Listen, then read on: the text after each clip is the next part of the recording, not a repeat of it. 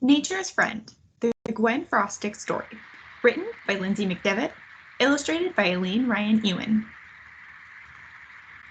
Gwen followed her brothers and sisters everywhere, like a small fawn follows its herd. They roamed the woods and fields near Crosswell, their tiny town tucked into the thumb of Michigan.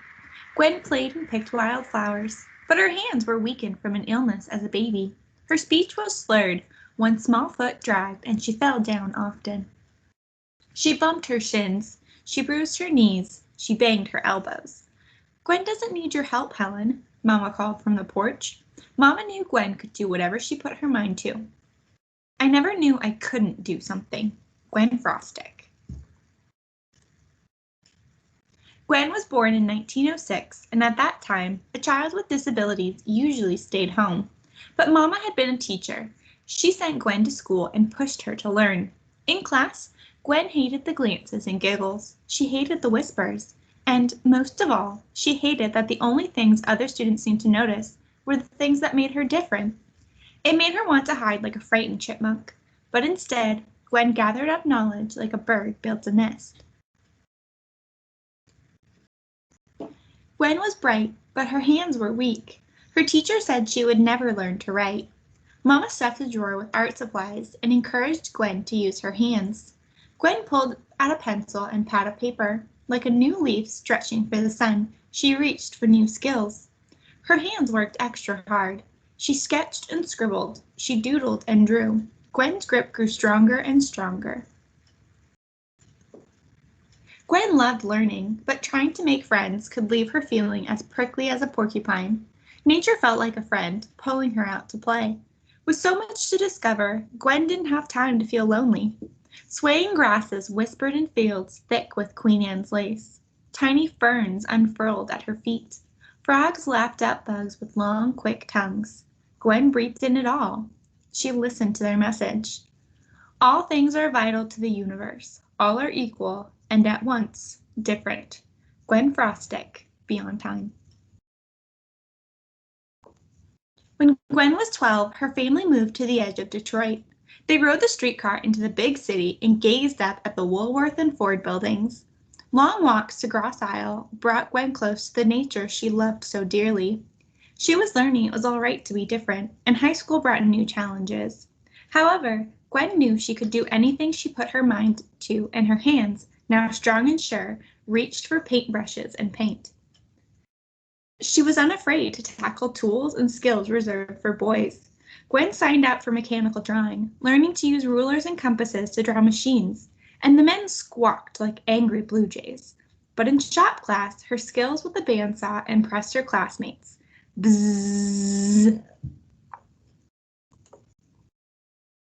In art school, Gwen discovered something new, linoleum, a rubbery material used for floors.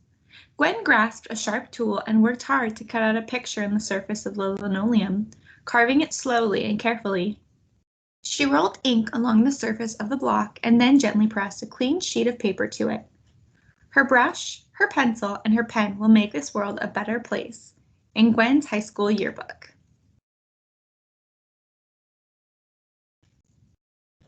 Gwen dreamed of life as an artist, but in order to earn enough money to live, she knew she would need to start a business, but that wasn't easy for a woman back then.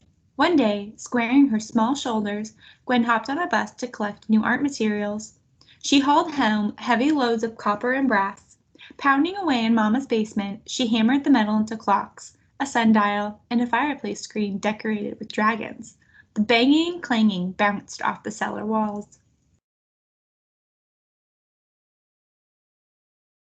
At first, only Gwen's family cheered her creations, but word of her art was spreading across Detroit like wildfire. Clara Ford, wife of automaker Henry Ford, ordered Gwen's copper vases for Fair Lane, their grand estate.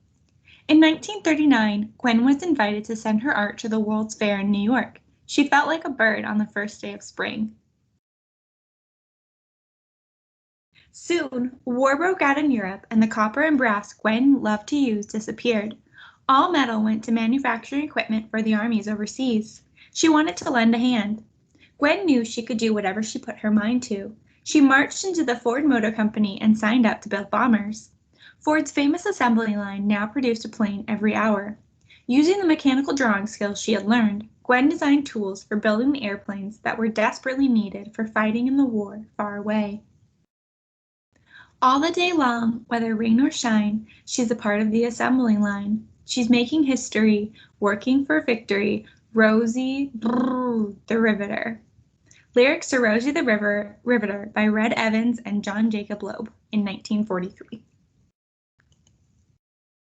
Gwen's days were filled with the roar of machinery and the clang of construction, but in the quiet evenings she still longed to create art. She reached again for linoleum. She bought a printing press and launched Press Craft Paper's stationery company. Clickety-clack, clickety-clack, clickety-clack. Gwen joined the small ranks of female business owners. But something was missing from Gwen's city life, and nature called to her like a friend. She pictured the wild north she loved so much, wind-blown trees, crashing waves, a great blue heron perched at the edge of a pond. She packed up her press and moved with her dog Teddy to the top of Michigan's Mitten. On her way to Lake Michigan's Betsy Bay, Gwen walked through Frankfort's tiny downtown. Her new neighbors definitely noticed Gwen and her dirty hands and ink-stained dress. They wondered why she and Teddy lingered so long at the swamp. I work with nature because it treats me equally. Gwen Frostic. She walked deep into the wetlands. When Gwen sat quietly with her pad and pencil, as still as a watchful fox, she seemed to hear music. She sensed magic. She witnessed small miracles. Gwen wanted others to see nature as she did, to recognize the value of plants, trees, and animals. So she chipped and chiseled and cut, carving linoleum away until her design stood out. A red-winged blackbird teetered at the top of a cattail. Graceful golden branches peeked through soft snow. A fat toad took shelter in tall grasses. Her linoleum blocks were ready for printing. Gwen ran them through her presses, and soon her new greeting cards were ready to sell. I do a pencil sketch from life, animals, birds, plants, trace it on the block, and excise it for the press. Every vein and every leaf is true to life. Gwen's art reminded everyone of nature's beauty and importance at a time when many people had forgotten. Lakes, plants, and animals were in trouble, threatened by pollution. But like a fresh breeze through the birch trees, Gwen's work whispered truths about meadows and marshes. Across Michigan and around the world, people listened. Visitors flocked to her shop in the forest. For many years, Gwen worked hard in her studio, surrounded by the woods and wetlands she loved. She was determined to show others that nature was worth protecting and enjoying. So much depended on it, and Gwen knew she could do whatever she put her mind to. Like ripples on the pond, Gwen's art spread the word. Love this earth, love its waters, care enough to keep it clear. As long as there are trees and tiny seeds, there will be miracles on earth.